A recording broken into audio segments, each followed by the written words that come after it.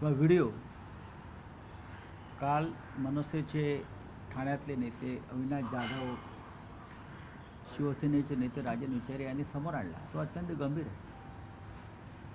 Police उमेदवारांच्या घरात जातात, गेले, मग मनसे असेल किंवा शिवसेना असेल, आणि त्यांना घरातून पकडून गाडीत टाकून एकनाथ शिंदेंच्या ठाण्यातल्या घरी आणतात.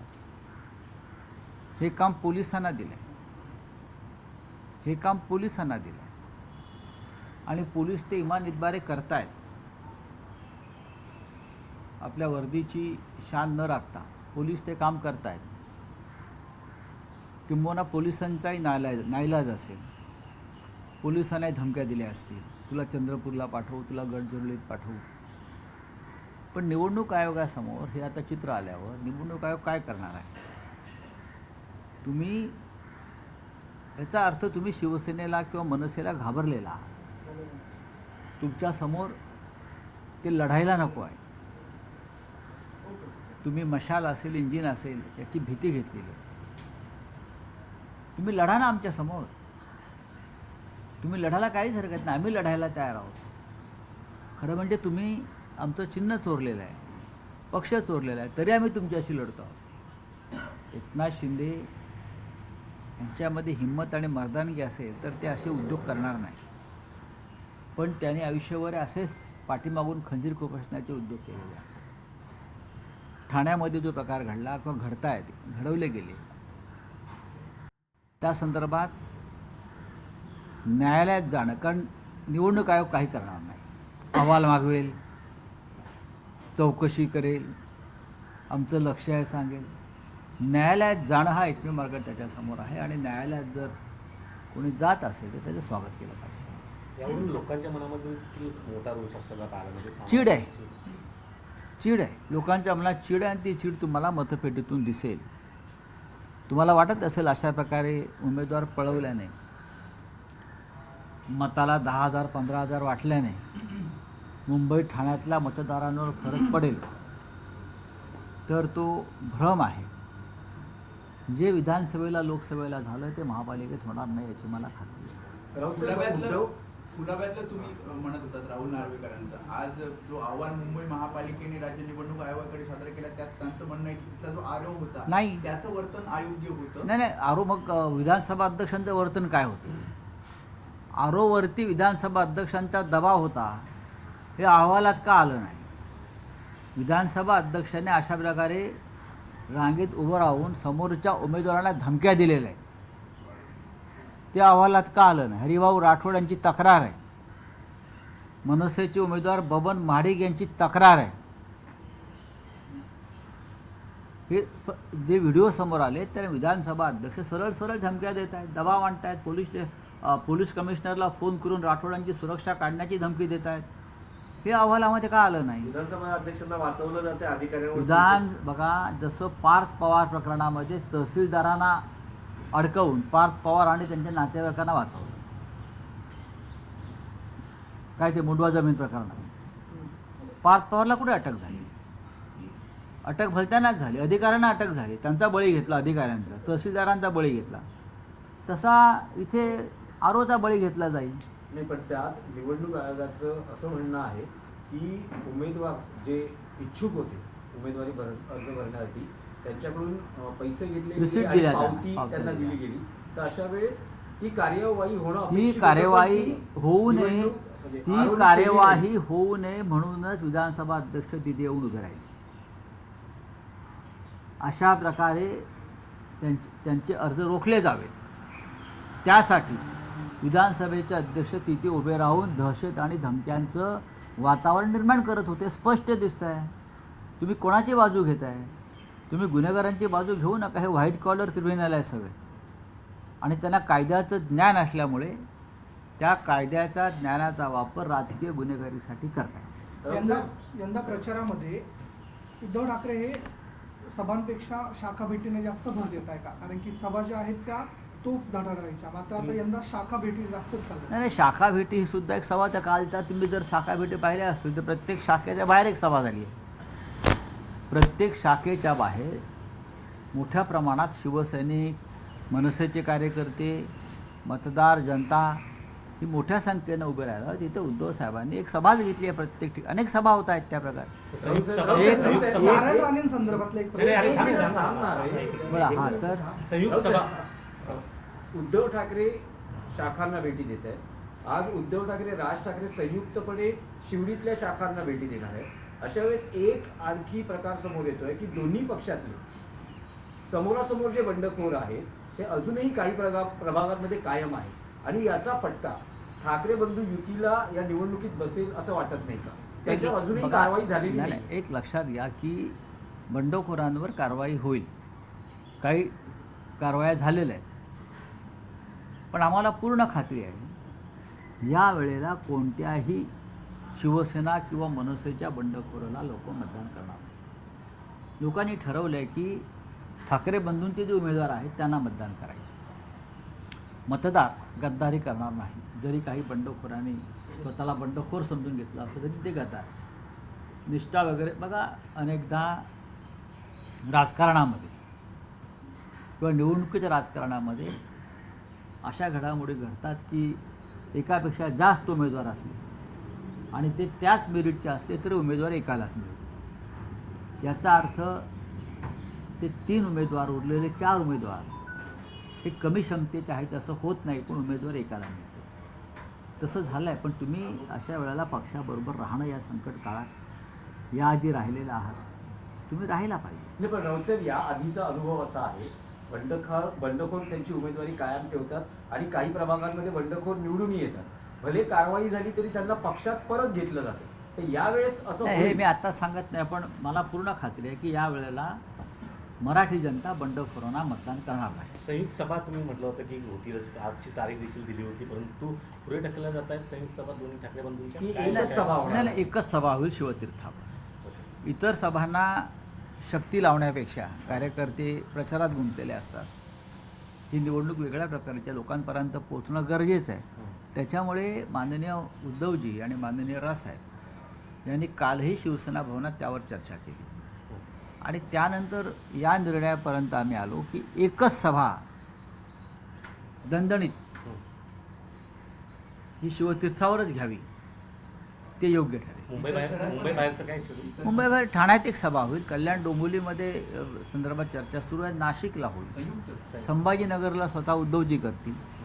नाशिकला संयुक्त सभा होईल. राऊतसाहेब, याआधी बघितलं तर आचारसंहितेत नामफलक किंवा श्रेयांचे फलक झाकले जात होते आणि आचारसंहितेचे काही नियम होते.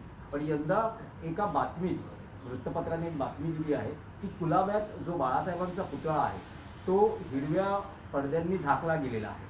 तर बाळासाहेबांचा धाक आजही कायम आहे. बाळासाहेबांची भीती ही देवेंद्र फडणवीस, एकनाथ शिंदे यांच्या मनामध्ये जी बसलेली आहे ती भले काही बोलत असतील हो, हिंदुहृदय सम्राटांचा विचार, आचार, पण मुळात तुम्ही त्यांची जी भीती मनात तुमच्या आहे त्यातून हे तुम्ही बाळासाहेब ठाकरेंचं. बघा, बाळासाहेब ठाकरे हे राष्ट्रपुरुष आहेत. ते आता काही एका राजकीय पक्षाचे नेते राहिलेले नाहीत ना.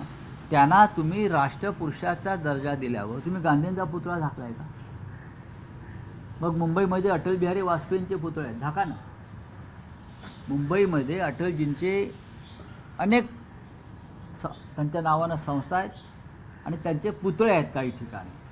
मग तुम्ही त्यांचे पुतळे का नाही झाकलेत अटलजींचे आणि फक्त बाळासाहेब ठाकरेंचाच पुतळा का कव्हर केला किंवा झाकला? याचं उत्तर कोण देणार? तुम्ही बाळासाहेब ठाकरेंच्या नावानं अजूनही मतं मागताय ना, तुमची लायकी नसताना चोरलेल्या पक्षाच्या नावावर. मग बाळासाहेबांचा तुम्ही पुतळा झाकताय.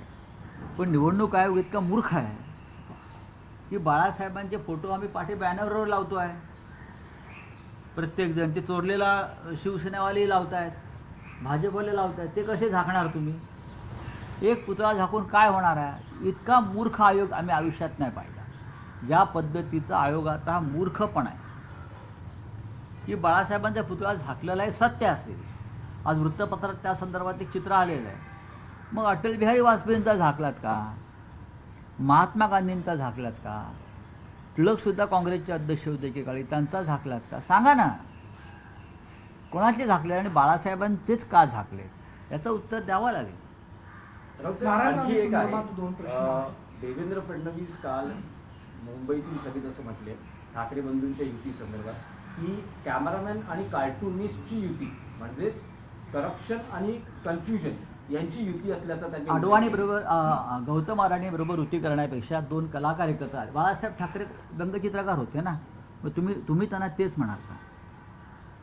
बाळासाहेबांची युती ही एक कार्टूनिस्ट आणि अटल बिहारी कवी होते, एका कवीची युती होती. त्याच्यावरती काय म्हणणं आहे मिस्टर फडणवीसांचं? सांगा ना मला. तुमच्याकडे कोणतीही कला नाही भ्रष्टाचाराशिवाय आणि झुंडशाहीशिवाय. कोणत्या कलेमध्ये हे अवगत आहेत का? मला सांगा ना. कोणत्या? एकनाथ शिंदे काल साहित्य संमेलनात भाषण करत होते, मला हसायला झालं. डेप्युटी सीएम एकनाथ शिंदे, मुख्यमंत्र्यांना आमंत्रण असायला पाहिजे, ते राज्याचे प्रमुख आहेत. मुख्यमंत्र्यांना बोलवलं म्हणून मलाही बोलवा असा हट्ट शिंदेच्या लोकांनी साहित्य संमेलनात धरला का? मोठी देणगी दिली असेल तर दिल्लीत दिली होती. आणि काल जे भाषण करत होते साहित्य, म्हणजे गंमतच चालली आहे राज्यामध्ये, हे विनोदच चाललेला आहे मोठा. नाही, फडणवीस असंही म्हणाले म्हणजे फडणवीस काय म्हणतात त्याच्यावरती, ते मुख्यमंत्री आहेत म्हणून त्यांचं ऐकलं जातं. ऑफकोर्स ते या राज्याचे सन्माननीय मुख्यमंत्री आहेत म्हणून आम्ही त्यांचं ऐकतो, त्यांच्या बोलण्याचा विचार करतो गांभीर्यानं. ते जेव्हा मुख्यमंत्री नसतील तेव्हा त्यांचं कोणीच ऐकणार नाही, त्यांच्या पक्षात सुद्धा कोणी ऐकणार नाही. ते काही बोलतील. एक कार्टूनिस्ट कॅमेरामॅन व्हायला किती संघर्ष आणि अभ्यास करावा लागतो हे त्यांना कळणार नाही. ते वकील झाले पण वकिली केली का?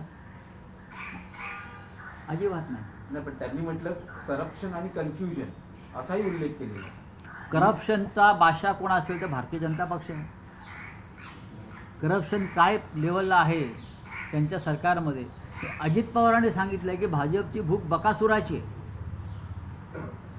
माझ्यावर 70,000 कोटीचा आरोप केला आणि मी त्यांच्याबरोबर पक्षात आहे, यापेक्षा भ्रष्टाचाराचा पुरावा काय भाजपला? स्वतः त्यांच्या डेप्युटी सीएमनी भ्रष्टाचाराचा पुरावा दिलेला आहे. हो हां, मुंबई विकली अडाणींना, हा भ्रष्टाचार नाही का? हा भ्रष्टाचार नाही. अख्खा देश अडाणीच्या घशात घातला, हा भ्रष्टाचार नाही. काय सांगतात मिस्टर देवेंद्र फडणवीस? मुख्यमंत्री आहात, मुख्यमंत्र्यासारखं वागा आणि बोला. नारायण राणे संदर्भात दोन प्रश्न आहेत. आपण नारायण राणे संदर्भात मी कोणत्या प्रश्नाला उत्तर देणार नाही. त्यांचे ते वेगळ्या पक्षाचे नेते आहेत, त्यांचे प्रश्न त्यांना विचारा. सर, ते असं सुद्धा म्हणाले की शिवसेनेचा किंवा ठाकरे गट आणि मनसेचा वचननामा म्हणतात तो वाचननामा आहे. असेल ना एक वाचन. दिवस आधी सुद्धा आमची वाचन संस्कृती आहे ना. आम्ही सुशिक्षित लोक आहोत. तुमच्या पक्षातल्या लोकांना लिहिता वाचता येत नाही आणि साहित्य संमेलनात जाऊन भाषणं करताय. काय सांगताय तुम्ही? आहे ना, काय ते बोलतील ते आहे. पण तुम्ही वचननामा आमचा वाचला आहे, किती ताकदीचा आहे तो फडणवीसांनी, म्हणून त्यांना बोलावं लागतं. सर, असं सुद्धा म्हणाले की ते ठाकरे आता ज्यांना वंदे मातरमची अलर्जी आहे त्यांच्यासोबत जाऊन बसले. वंदे मातरमची ॲलर्जी कोणाला आहे? हे वंदे मातरमवर जेव्हा चर्चा झाली पार्लमेंटला तेव्हा देशाने ऐकलं ना. राष्ट्रीय स्वयंसेवक संघानं कधी स्वातंत्र्याच्या लढ्यात भाग घेतला नाही, कधी वंदे मातरम म्हटलं नाही, कधी आपल्या कार्यालयावर तिरंगा फडकवला नाही. अशा संघाचे कार्यकर्ते आम्हाला वंदे मातरमवर सांगतायत, हे गंमत आहे. 50 वर्ष देशाच्या स्वातंत्र्यानंतर ज्या राष्ट्रीय स्वयंसेवक संघानं आपल्या कार्यालयावर राष्ट्रध्वज तिरंगा फडकवला नाही, ज्या राष्ट्रीय स्वयंसंघाचा एकही कार्यकर्ता देशाच्या स्वातंत्र्य लढ्यामध्ये कधी उतरला नाही, साधी कधी काठी लाठी खाल्ली नाही, कधी शहीद झाले नाहीत, आमच्या महाराष्ट्राच्या लढ्यामध्ये, संयुक्त महाराष्ट्र लढ्यामध्ये हे कधी नव्हते. आणि हे आम्हाला वंदे मातरमवर आता आम्हाला प्रवचनं देत आहेत, ज्ञान देत आहेत. सर, भाजपची सत्ता असलेल्या इंदूरमध्ये 15 लोकांचा मृत्यू झाला. आता गांधीनगरमध्ये देखील महापालिकेमध्ये भाजपची सत्ता आहे, तिथे 104 मुलं आजारी पडले. ही अवस्था आहे शुद्ध भाजपची. पाणी नाही या राज्यामध्ये, पोटभर अन्न नाही मोदींच्या राज्यामध्ये, स्वच्छ पाणी नाही, हवा नाही, काही नाही.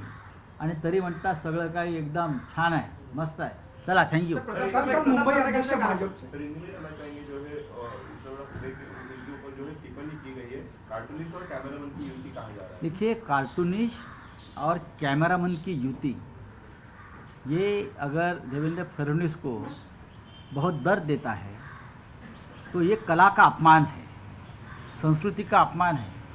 एक कार्टूनिस्ट जो राज ठाकरे जी है, एक कार्टूनिस्ट होना आसान बात नहीं। बाला साहब ठाकरे भी कार्टूनिस्ट रहे, आर.के. लक्ष्मण रहे, हाँ, बहुत बड़े बड़े कार्टूनिस्ट इस देश में और विश्व में हुए हैं। और उद्धव ठाकरे जी जो कैमरामैन है, वो कैमरामैन होने के लिए बहुत पढ़ाई लिखाई करनी पड़ती है, जो आपके पास वो क्षमता नहीं है। अगर बात कार्टूनिस्ट की और कैमरामैन की है तो खुद हिंदू हृदय सम्राट बाला साहब ठाकरे विश्व के जाने माने कार्टूनिस्ट थे और अटल बिहारी वाजपेयी कवि थे। तो उस जमाने में एक कार्टूनिस्ट और कवि की युति हो गई थी, तो उसके ऊपर भी आपको दर्द है क्या? छोड़ दीजिए। Sir, Pratap sir